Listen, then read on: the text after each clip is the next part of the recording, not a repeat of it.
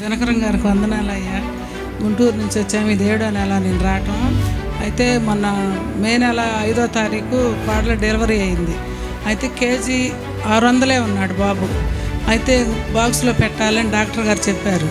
చెప్పినప్పుడు బాక్స్లో పెట్టాలమ్మా, కేజీ 600 ఉన్నాడు బాబు అంటే మా వాళ్ళందరూ నువ్వు హైదరాబాద్ ప్రార్థనకి వెళ్తుంటావు కదా, ఎవరో దినకరం గారు సార్ అంటున్నారు, వాళ్ళకి ఫోన్ చేసి ఒకసారి మాట్లాడతాయా అన్నది కాళ్ళు.